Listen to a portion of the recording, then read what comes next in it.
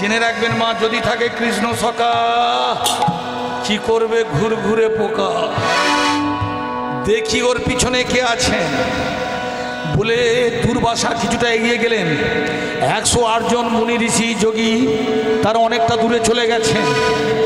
দুর্বাসা পিছন দিক থেকে গাছের আড়াল থেকে দাঁড়িয়ে দাঁড়িয়ে দেখছেন ভগবান বাঁশি বাজাতে বাজাতে রান্নাঘর থেকে বেরিয়ে যাচ্ছেন। তখন বললে, ভগবান আমি পরীক্ষা করতে এসেছিলাম ও কত বড় সতী, আজকের আমি ওকে পরীক্ষা করতে এসে আমি হেরে গেলাম। আমি রামকে জব্দ করেছি, তার পাশ থেকে তার লক্ষণকে সরিয়ে নিয়েছি, আমি তোমাকেও জব্দ করব। তাই প্রচন্ড ধ্যানস্থ হলেন। ওম ব্রহ্মারে নমো নমো, ওম ব্রহ্মারে নমো নমো,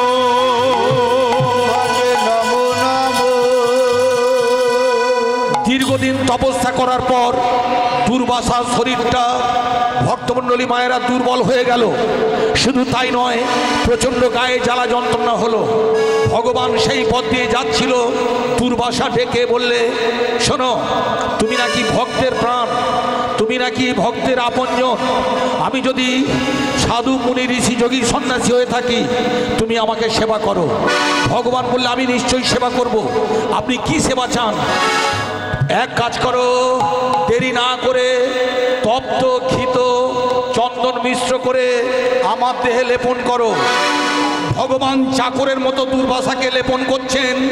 অনেকক্ষণ লেপন করার পরে দুর্বাসা বললে, এবার তুমি যেতে পারো। ভগবান চলে যাচ্ছিলেন, হঠাৎ দুর্বাসা বললে, ভগবান কৃষ্ণ কানাই এদিকে এসো, এতক্ষণ অনেক চালাকি করেছ। শোনো শোনো চতুরের শিরামণি, সমস্ত অঙ্গে লেপন করেছ, কিন্তু আমার পদতলে বাদ দিয়েছ কেন? আমি দুর্বল বলে, আমার গায়ে দুর্গন্ধ বলে, আমার চরণে অবাঞ্ছিত কিছু ময়লা লেগে আছে বলে? শোনো শোনো ভগবান, এতক্ষণ আমি তোমায় কিছু বলিনি। তোমার জন্য আমি অভিশাপ দিতে গিয়ে দ্রৌপদীকে আশীর্বাদ করে চলে এসেছি, তাই আমি তোমাকে অভিশাপ দিলাম। শোনো শোনো কৃষ্ণচন্দ্র, শোনো ভগবান,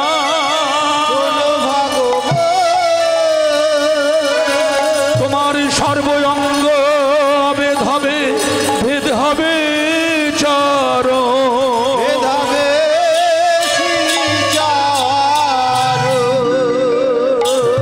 তোমার সারা অঙ্গে কেউ কোনোদিন কোনো আঘাত করতে পারবে না, কিন্তু তোমার চরণে ওই তীর বিদ্ধ হবে, আর বিদ্ধ হয়ে অকালে তোমার মৃত্যু হবে।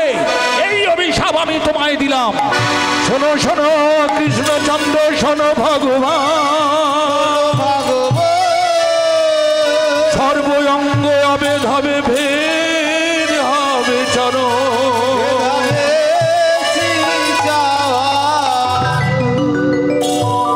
ভগবান তখন বললে, হাসতে হাসতে বললেন, এইটাই তো আমি চেয়েছিলাম। হ্যাঁ, তারপরে লীলা আমি সংবরণ করব, কিন্তু আমি যেদিন চলে যাব তারপরে শেষে কলিকাল শুরু হবে, আর কলিকাল যেদিন শুরু হবে সেদিন থেকে তোমার পতন শুরু। এই কথা বলে ভগবান চলে গেলেন। ভগবানকে এত বড় অভিশাপ দিলেন, কোন মুনি ঋষি, কোন যোগী সন্ন্যাসী কেউ প্রতিবাদ করলেন না। প্রথম প্রতিবাদ কে করলো জানেন ভক্তমণ্ডলী? প্রথম প্রতিবাদ করেছিলেন ওই আপনাদের কন্দলিকা, দুর্বাসা স্ত্রী। শোনো, আমি যার গুণগান করি, আমি যার নাম করি, যার ভজন করি, তুমি তাকে এত বড় ক্ষতি করে দিয়েছ। শোনো স্বামী, তোমার ভাত কাপড়ের দরকার নেই, আমি তোমাকে স্বামী বলে মানি না। কন্দলিকা, এই মুহূর্তে আমি তোমাকে অভিশাপ দিলাম। দেখিতে দেখিতে দুর্বাসার অলৌকিক ক্ষমতার বলে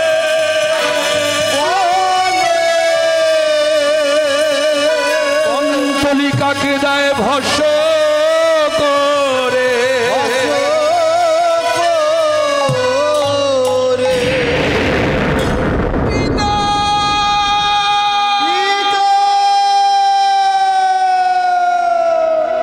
কন্তরিকার পিতা পর্ণমণি এসে বললে, তুমি এত বড় ক্ষতি করলে।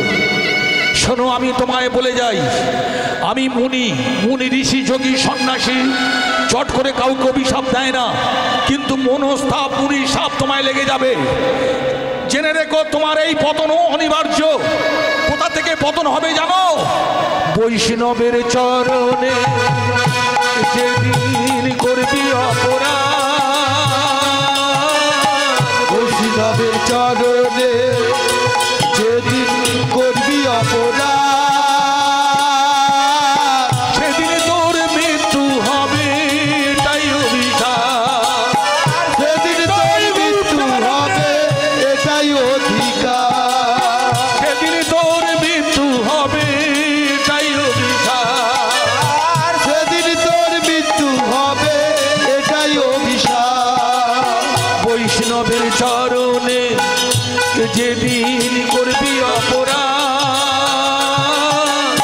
সেদিন তোর মৃত্যু হবে, এটাই অভিশাপ।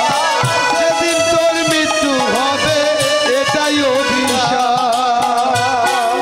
ভক্তমণ্ডলী মায়েরা, দাপর চলে গেল, এলো আমাদের এই কলিকাল।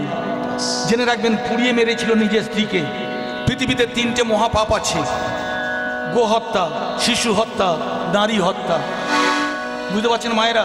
তাই কোনোদিন কোনো অবস্থায় যে গাভীর দুধ খেয়ে আপনার দুধের শিশুরা বাঁচে, যে গাভীর দুধে ভগবানের সেবা হয়, সেই গাভীর দুধ যদি গাভী দিতে না পারে, তাকে কোনোদিন কসাইয়ের হাতে বিক্রি করে দেবেন না মা। আমাদের 7খানা মা আছে, কে কে জানেন মা? প্রথমে আছে গো, তাই হিন্দুদের গাভী মা ভগবতী গাভী, গো, গঙ্গা, গীতা, গায়ত্রী, বসুন্ধরা, গর্ভধারিণী, যোগেশ্বরী, যোগমায়া, এই 7টা মা। তাই কোনোদিন কোনো মেয়েকে অত্যাচার করে গলায় ফাঁস লাগিয়ে সিলিং ফ্যানে ঝুলিয়ে দেবেন না। পরপর 7টা জনম চলে যাবে, আপনার বংশে প্রদীপ জ্বালাবার মতো কেউ থাকবে না। তাই মেয়েরা কে জানেন? মেয়ে হলো মা, আর মা মানে বংশের প্রদীপ। আপনার শ্বশুর বাড়ি আছে, আপনার বাপের বাড়ি ছিলেন, বাপের বাড়ি আপনি কি করেছেন? আপনার বাবার জন্য তুলসী তলায় মঙ্গল কামনার জন্য প্রদীপ জ্বেলেছেন। সেই মেয়েটা আবার যখন শ্বশুর বাড়ি এলো, তার স্বামীর ঘরের মঙ্গল করার জন্য প্রদীপ জ্বালায়। তাই কোনোদিন কোনো অবস্থায় কোনো মাকে, কোনো মেয়েকে অর্থাৎ ওই প্রদীপদের নিভিয়ে দেওয়ার চেষ্টা করবেন না। মাতৃজননের সন্তান এসে গেছে, আপনারা আগে থেকে বুঝলেন না, কোথাও কিচ্ছু নেই। রাতের অন্ধকারে মা বাবা রাত্রে চিন্তা ভাবনা করে সকালবেলা নার্সিংহোমে গিয়ে একটা সন্তানকে ভক্তমণ্ডলী অ্যাবারশন করে চলে এলেন, তার মানে নষ্ট করে চলে এলেন। আপনারা কি জানেন? যারা এইভাবে সন্তানকে সাজা দেয়, কষ্ট দেয়, পৃথিবীর মুখ থেকে সরিয়ে দেয়, তারা কোনদিন দুর্গা পুজোরে অতি করতে পারবে না, কোনোদিন শুভ কাজে কোনো কাজ করতে পারবে না, তারা বাড়িতে লক্ষ্মী পুজো করতে পারবে না, তারা সন্ধ্যাবাতি দিলে কাজ হবে না। কি বলছি বুঝতে পারছেন? কোনো সাধ ভক্ষণ পর্যন্ত আপনারা করাতে পারবেন না। তাই জেনে রাখবেন, ভারতবর্ষের এই মুহূর্তে 140 কোটি জনসংখ্যা। হতেই পারে আগে থেকে আপনারা ব্যবস্থা নেননি, কিন্তু 3 মাস যখন চলবে, আপনারা আবার জননী, আপনারা দেবী, আপনারা আমার মা, আপনাদের বলবো না কাকে বলবো। তাই শিশু হত্যা মহাপাপ, 2টো পাপ গেল। আর একটা কি? গোহত্যা, শিশু হত্যা, নারী হত্যা, 3টি চলে গেল। এই পাপ করবেন না। সেই পাপ করেছিলেন দুর্বাসা। এবার কি হলো? এলো আমাদের কলিকাল। এই কলিকালে সবচেয়ে বড় বৈষ্ণবের একজন এসেছিলেন, তার নাম অম্বরীশ। তিনি একাদশীর পূর্ণতিথিতে একাদশী পালন করতেন। এবার বলুন, এখানে আজকের হরিবাসরে যারা আছেন, কে কে একাদশী পালন করেন? হাত দুটো তুলে জানিয়ে দিন। বাহ, ধন্য হলাম আমি মা। কেন? আপনারা প্রায় প্রত্যেকেই হাত দুটো তুলে জানিয়ে দিলেন আপনারা একাদশী পালন করেন। কিন্তু একাদশীর নিয়ম আছে মা। হ্যাঁ, পঞ্চশস্য ওগুলো আপনারা গ্রহণ করবেন না। কিন্তু আমি বলি কি মা, অনেকে বলে আলু সিদ্ধ খাওয়া যেতে পারে, অনেকে বলে কেন, শাস্ত্রও বলে আলু সিদ্ধ চলতে পারে। তারপরে মটর অর্থাৎ আপনাদের যেগুলো ছোলার এইসব জাতীয় কিছু খাওয়া যেতে পারে। কিন্তু আপনাদের বলি কি, আপনারা নির্জলা উপবাস অবস্থায় থাকবেন। আর ওই সময় আপনারা মনে করতে পারেন কি করে হরিনাম করব কৃষ্ণ নামটা বলবো, এটা তো কিচ্ছু নেই।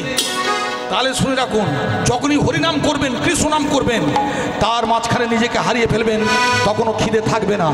তাই যদি উপবাস করতে হয়, নির্জল উপবাস করবেন আর বলবেন আমি বৃন্দাবনে চলে যাব, রাধা নামে পাগল হব, আমি বৃন্দাবনে চলে যাব, রাধা নামে পাগল হব, আমি বৃন্দাবনে চলে যাব, রাধা নামে পাগল হব, আমি বৃন্দাবনে চলে যাব, রাধা নামে পাগল হব, বৃন্দাবনে চলে যাব, রাধা নামে পাগল হব, আমি বৃন্দাবনে চলে যাব, রাধা নামে পাগল হব।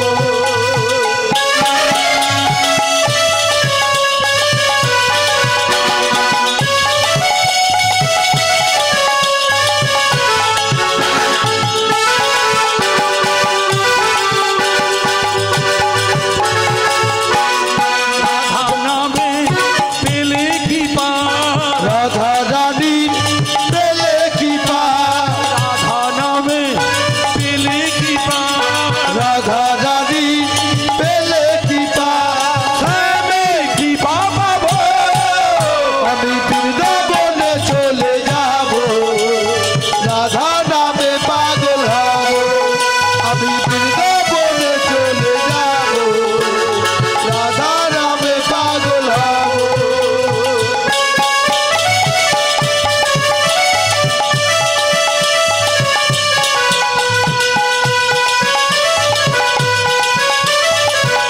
জয় জয় রাধা রানী কি, জয় অশ্বসখী শিরামণি কি, জয় শ্যাম সরোবর মুরালিনী কি, জয় বিশ্বভানু রাজনন্দিনী কি, জয় বৃন্দাবনে কে কে যাবি আয়, আয়, রাধা রানীর প্রেমে দুনিয়া, আরে বৃন্দাবনে বৃন্দাবনে বৃন্দাবনে কে কে যাবি আয় আয় আয়, রাধা রানী প্রেমের দুনিয়া, বৃন্দাবনে কে কে যাবি আয় আয় আয়, রাধা রানী প্রেমের দুনিয়া, রাধা রানীর প্রেমের দুনিয়ায় গো, রাধা রানীর প্রেমের দুনিয়ায়, ওই যে রাধা রানী প্রেমের দুনিয়ায় গো, রাধা রানী প্রেমের দুনিয়া, বৃন্দাবনে বৃন্দাবনে বৃন্দাবনে কে কে যাবি আয়, আয়, হরি বল। প্রেমের দুনিয়া,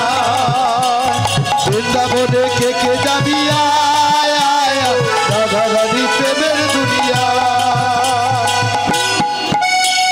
রাধা রানীর প্রেমের দুনিয়ায় আয় গো, রাধা রানীর প্রেমের দুনিয়া, রাধা রানী প্রেমের দুনিয়া আয় গো, রাধা রানী প্রেমের দুনিয়া, সেটাই গেলে যেথায় গেলে দেখতে পাবি শ্রীরাধার চরণ, যেথায় গেলে দেখতে পাবি শ্রীরাধার চরণ, সেটাই আবার বসে আছেন কানু মহাজন, সেটাই গেলে দেখতে পাবি শ্রীরাধার চরণ,